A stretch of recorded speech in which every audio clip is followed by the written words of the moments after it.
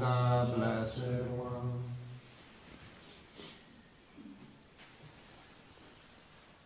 Swakato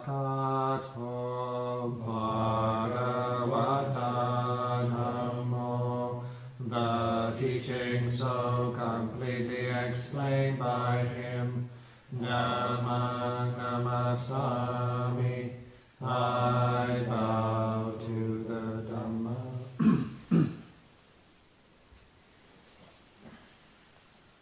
Supatipanno Bhagavato Savaka Sangho, the Blessed One's disciples who have practiced well. Sangham Namami, I bow to the Sangha.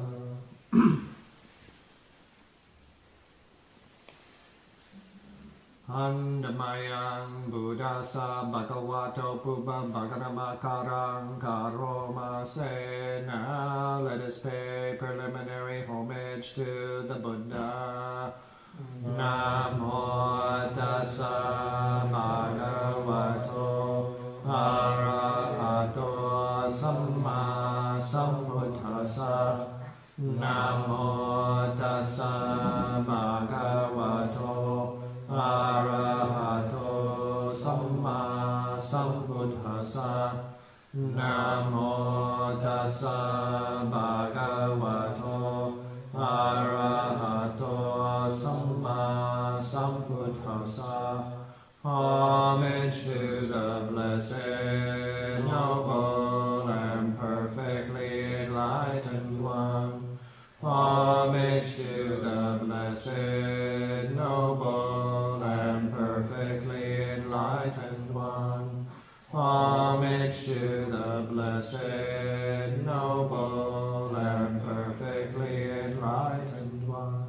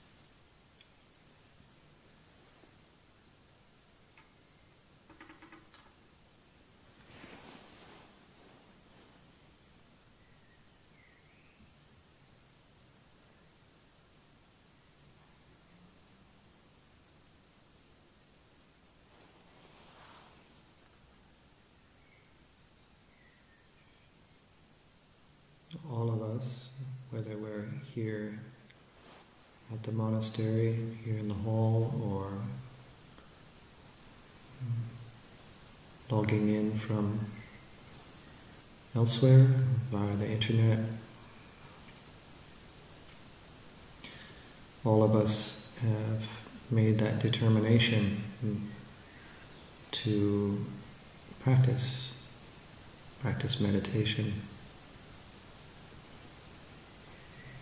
setting aside a period of time. Right now we have 1 hour.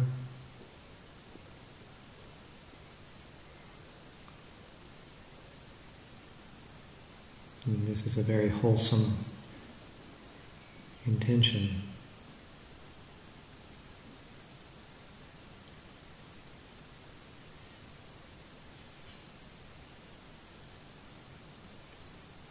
There's probably lots of other things that we could be doing right now.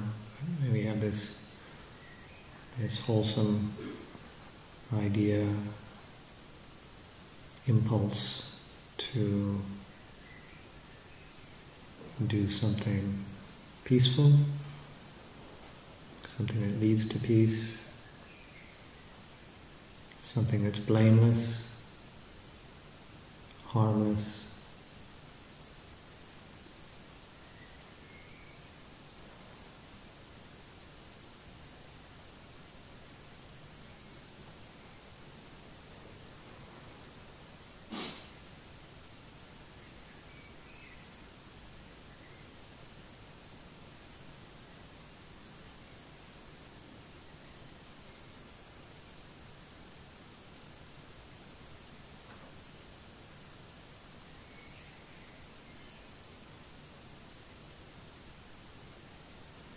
So,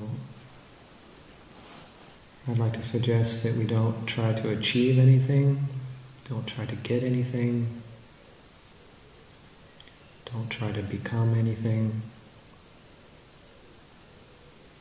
not to become a good meditator,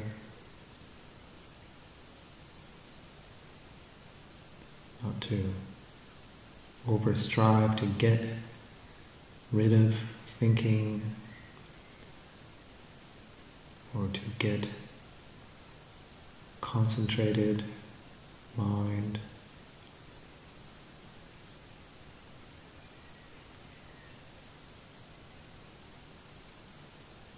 But instead to really relax. That's not to fall into a heap or just not put in any effort whatsoever, but there is in our tradition this phrase, right effort.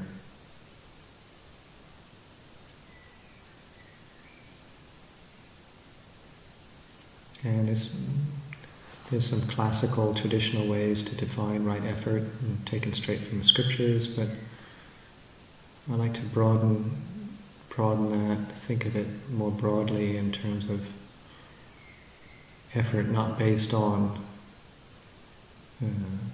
greed, not based on sort of anger or hatred, and not based on confusion.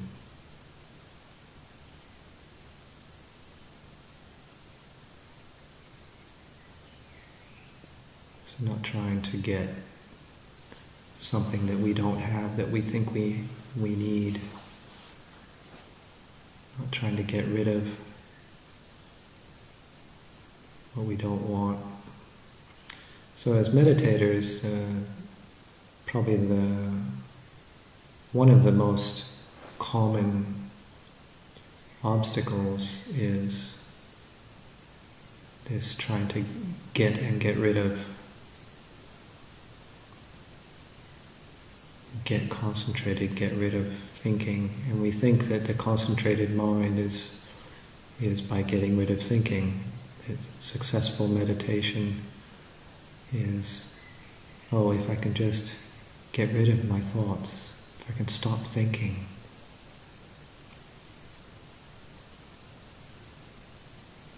And that makes sense on a rational level, on some level.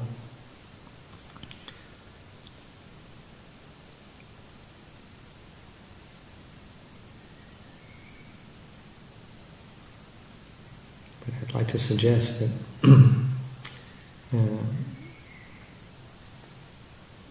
that's only maybe one aspect, the absence of thinking. Yeah, absence of thinking can be very peaceful, but oftentimes that very effort to squash, to close off thinking, if we use the wrong effort, even if we succeed in stopping thinking, we're actually, or potentially, creating stress. And the crux of the Buddha's teaching is to end stress, to understand stress, to no longer identify with it, to no longer be fooled by stress, fooled into thinking. This very same thing I've been talking about, this having to get rid of. But learning how to be with the flow of life, how to experience the flow of life in all its manifold aspects.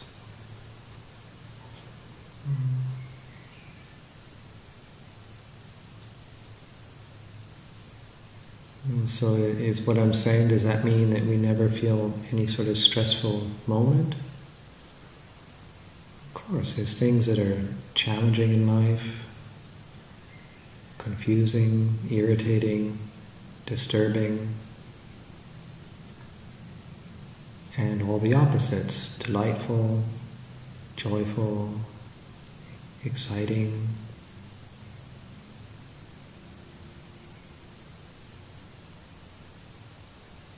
That's the human package, that's the human condition.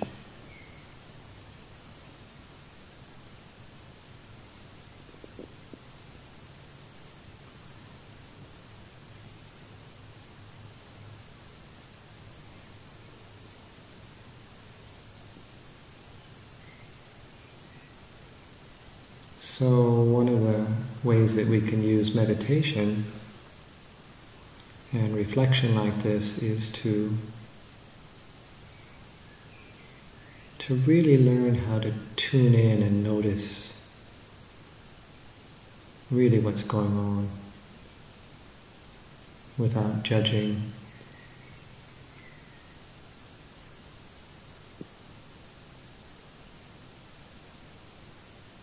Without thinking that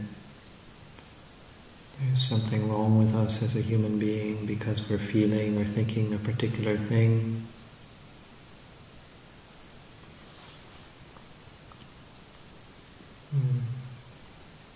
Sometimes we have lofty thoughts, wholesome thoughts, and these can be nurtured. They can be, it's like the plants that you want. I mean, here at Chithurst Buddhist Monastery, we're blessed with having all these beautiful plants, shrubs, trees. Occasionally there's things growing up in these lovely gardens that we could do without. Some people might call them weeds. Or something might be choking out other plants. So which ones do we water? Which plants do we nurture, fertilize, prune, and pay attention to, and which ones do we ignore? So with wholesome thoughts and emotions, nurture.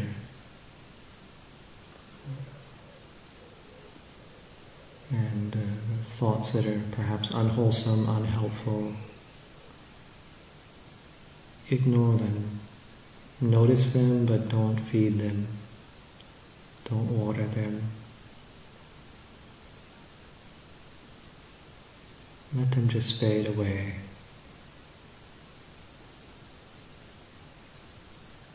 Don't act on them.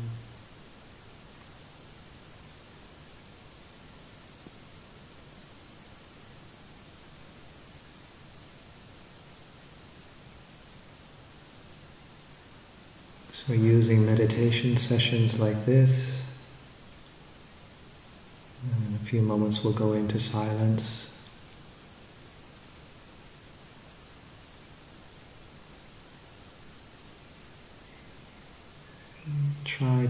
We can try to develop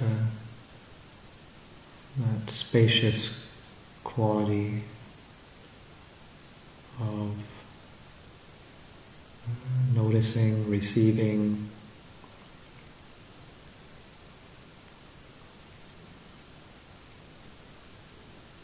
seeing what's arising and ceasing in consciousness, what's arising and ceasing in our awareness. Awareness, consciousness, and co-join these terms that I personally use in a very interchangeable way.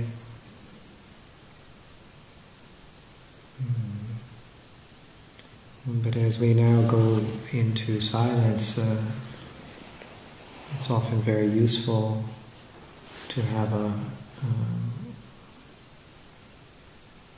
object, what we call an object of meditation, something to place our attention on, to help allow the thinking process especially to perhaps settle. And one of the most commonly used and efficacious objects of meditation is noticing the breathing process of our body. Can have a very grounding effect. It's ordinary. It's been with us since the day we were born. It's not interesting.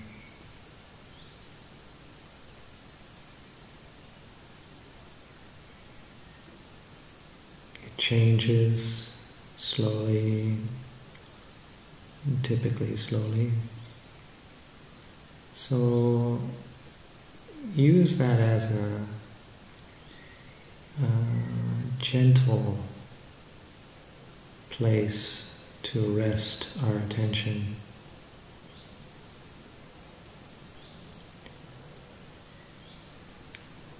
And then if thoughts and emotions do arise, other sensations, whether, as they're thinking, feeling, emotions, or we might hear something, might smell something, like this incense that's burning behind me. Yeah, notice that, but always in the background is this breath just coming in and out. And notice how sounds arise and sounds fade away. Notice feelings, pleasant feelings. Maybe our body has an unpleasant feeling.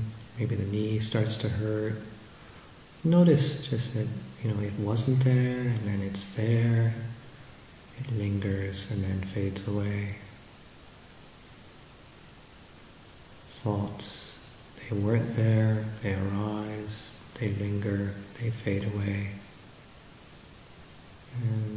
But just using that simple rhythm of the breath as our place to return to in a relaxed, open way. So we'll leave it with that for the next few minutes.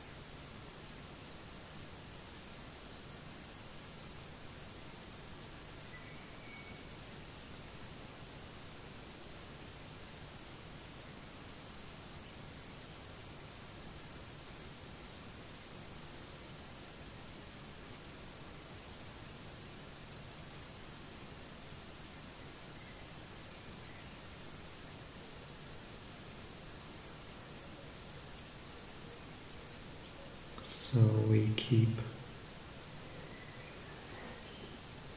noticing. We can call it watching.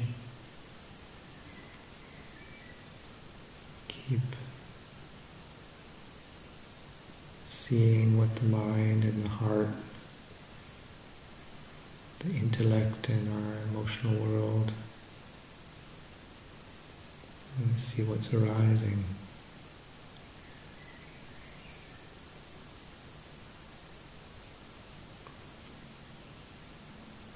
And we keep doing this over and over and over again, so that we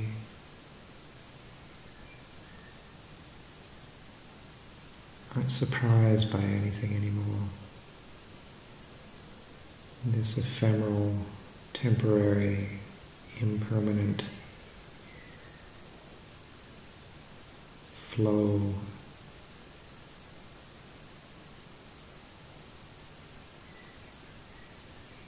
of experiences based on different things coming together, different causes. Some of them created by us, some of them created by other people, some of them just created by nature.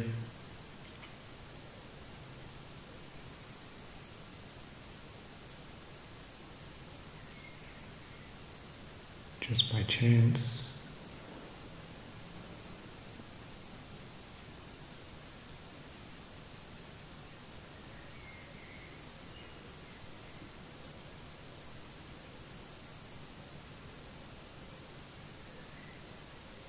And by noticing this flow, by noticing the rising and ceasing,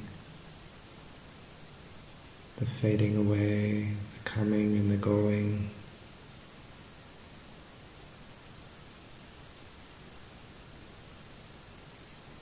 and we start to see the instability of all things.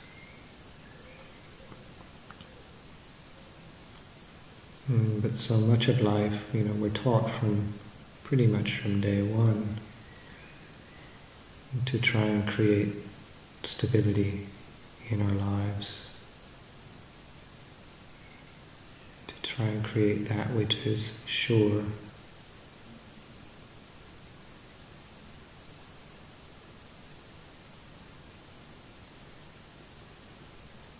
And on a certain level,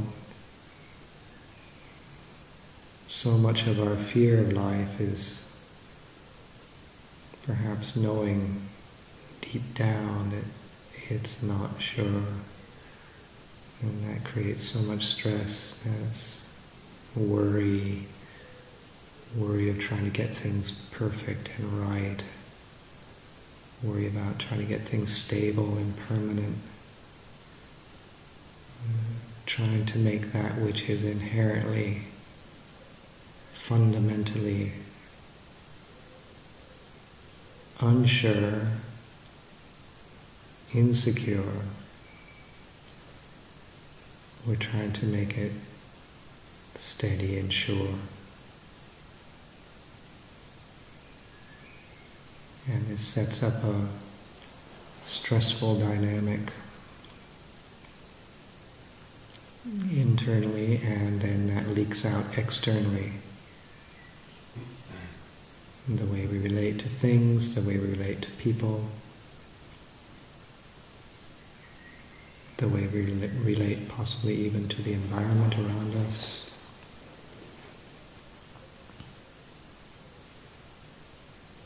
But when we start to penetrate and truly see the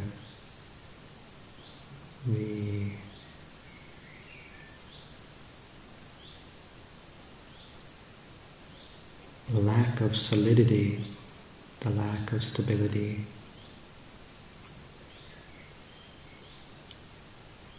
as I said a few minutes ago, we're no longer fooled by things when things change. We're no longer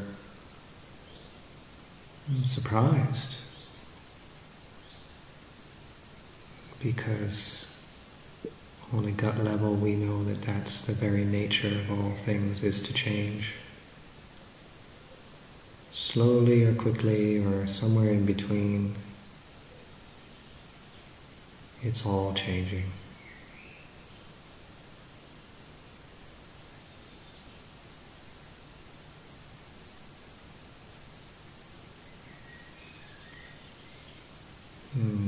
I would suggest that this does not mean that we just completely give up. Oh, well, this building's changing, so I won't bother to take care of it. No, take care of it. Oh, my body's changing, I won't put any effort into keeping or trying to keep it healthy for longer. No, look after it. It's a gift. Relationships, belongings,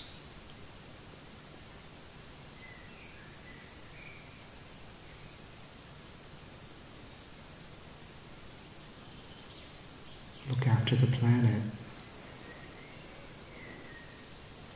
Yeah, it's changing, but we do affect things. We can affect things to a certain degree, and that's why if we can develop this discernment, this wisdom, to act wholesomely, to act in ways that are a benefit to others, a benefit to ourselves, that's a life well lived.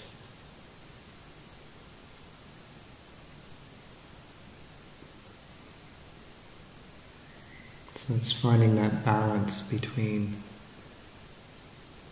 allowing change, recognizing change, and also affecting change. And the key is this wholesome intentions. These are the seeds of good karma. Intention.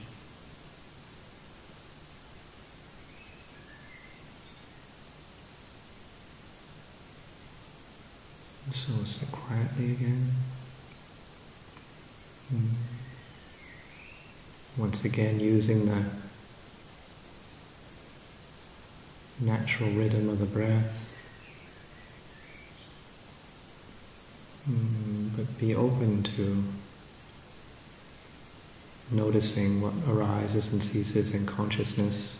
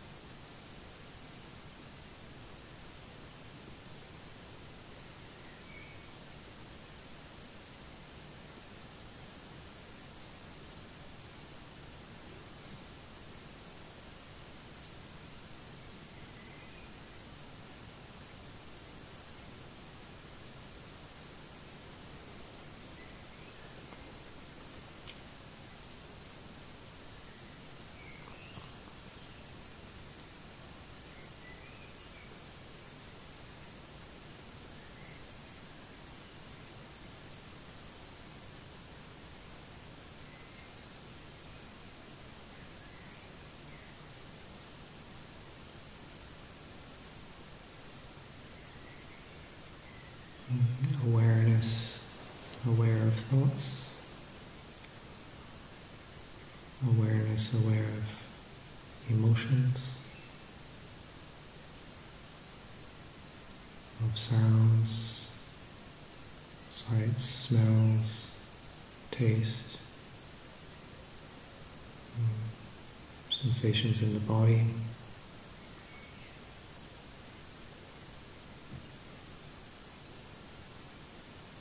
Awareness of pleasant things, unpleasant things.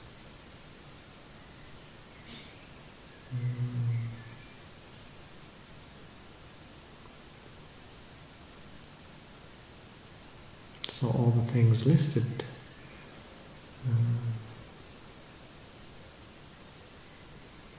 have come and gone. But the word that I kept repeating, and more importantly the experience, is that awareness is just always just aware. What it's aware of changes.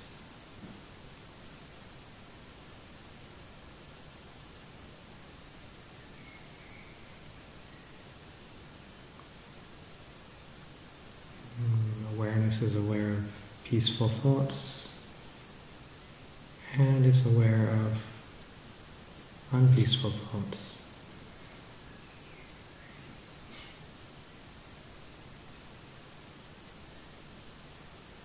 And it's aware when feelings or thoughts of greed have arisen. It's aware when thoughts of generosity have arisen.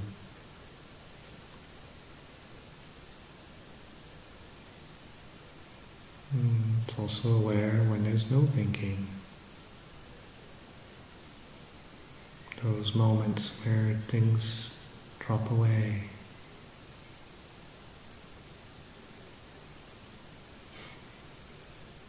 Just bright, clear awareness. Sometimes it's just for a second. It's fine.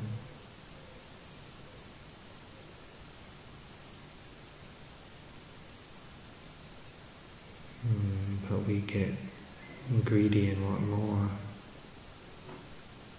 because it feels so good.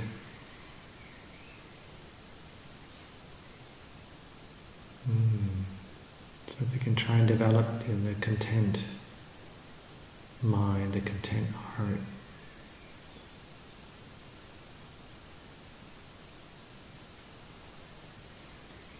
content with little, content with the changing nature of all things, content with instability,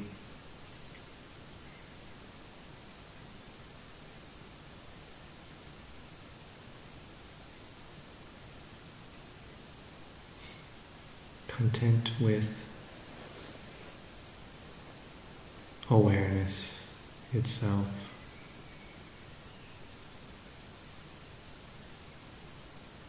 To not look beyond,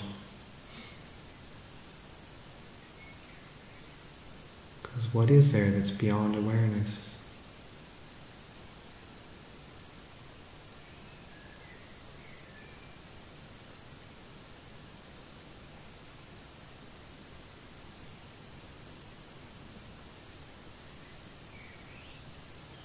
If awareness is aware of all things, all phenomena arising and ceasing in awareness, once again, is there anything bigger?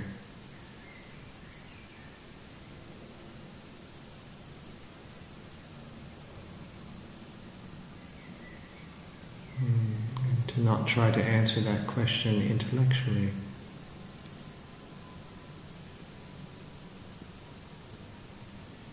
If awareness has no size, no dimension,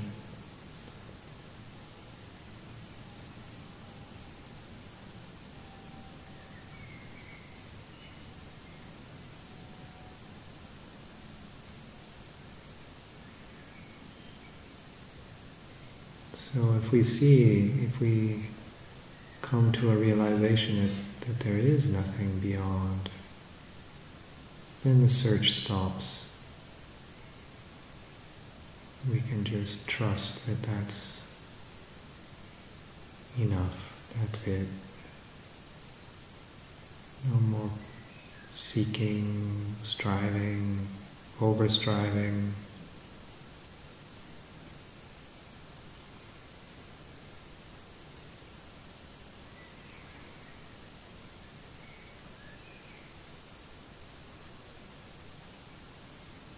But continuing to nurture the wholesome and leave the unwholesome, leave it be, let it fade.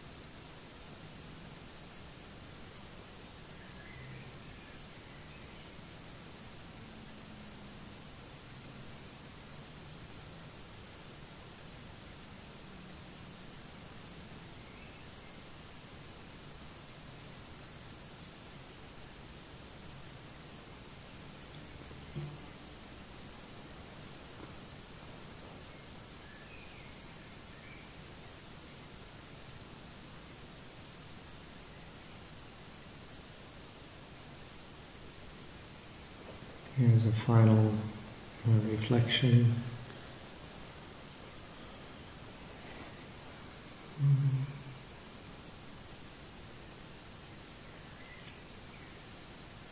If we develop this view, this way of holding experience, this way of experiencing the changingness of what we have enter consciousness, awareness, it's no longer dependent. Well, we see that it's not dependent on whether we're sitting meditating like we're doing now, or whether we're more active.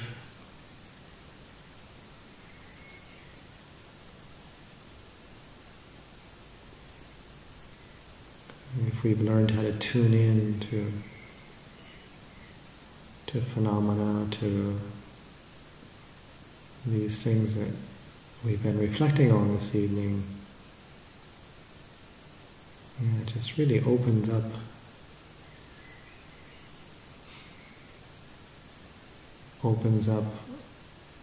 our ability to be peaceful with the changing conditions during our day.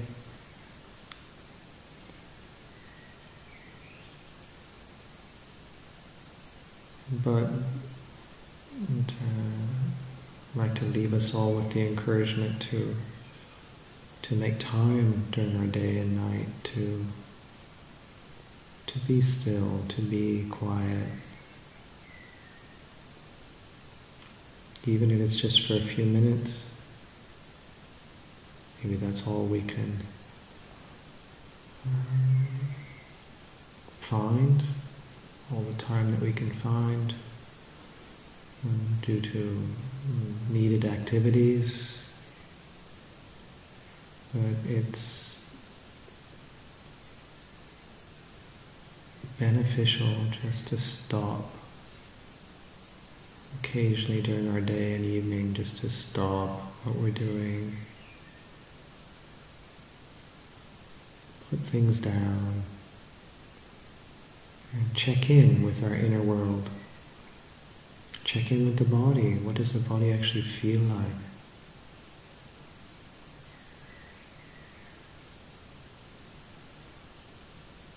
To just stop and notice.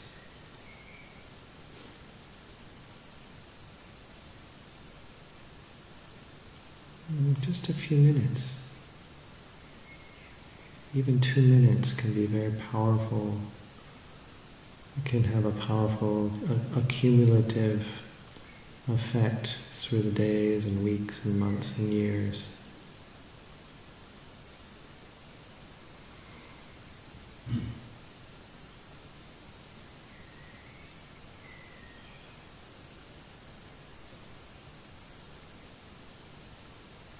So we all wish for everyone's well-being, send our good wishes.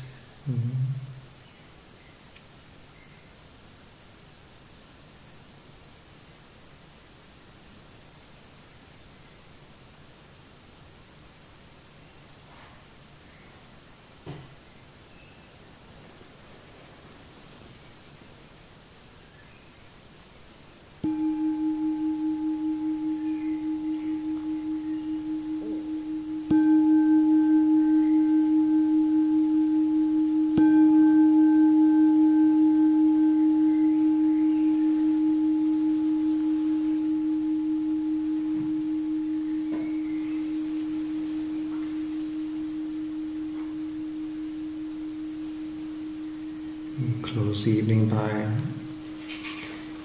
paying respects to the Triple Gem, Buddha, Dhamma, Sangha.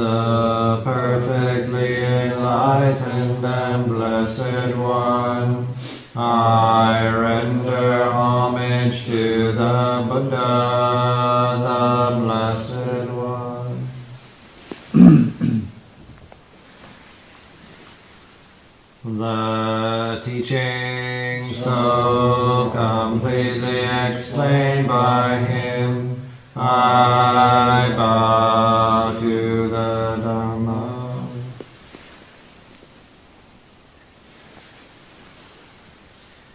The Blessed One's disciples who have practiced well, I bow to the Sangha.